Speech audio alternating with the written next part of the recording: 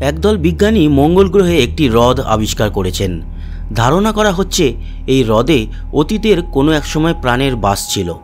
ভারতের আহমেদাবাদের physical research ল্যাবরেটরির বিজ্ঞানীরা মঙ্গল গ্রহের প্রাচীন এই হ্রদের খোঁজ পেয়েছেন। সেখানে অতীতে মাইক্রোবায়াল জীবনের উপস্থিতি ছিল বলে মনে করছেন তাঁরা। ক্লোরাইড সমৃদ্ধ টেরা সাইরেনাম অঞ্চলের মধ্যে এই হ্রদের অবস্থান।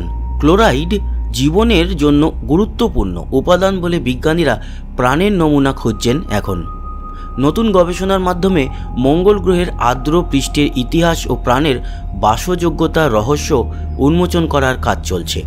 JGR প্ল্যানেট নামের একটি সায়েন্স জার্নালে এই হ্রদের তথ্য প্রকাশ করা হয়েছে। হ্রদটি সম্ভবত অতীতে একটি বিস্তৃত পাললিক অববাহিকার অংশ ছিল, যা বারবার ভেজা ও শুকানোর চক্রের মধ্যে ছিল।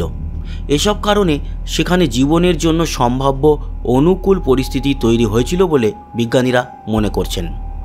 মঙ্গল গ্রহের ক্লোরাইড সমৃদ্ধ অঞ্চলে আর্দ্রতা ধরে রাখার ক্ষমতা ও গ্রহের প্রাচীন জলের উৎস নিয়ে বিজ্ঞানীরা দীর্ঘকাল ধরে কৌতূহলী।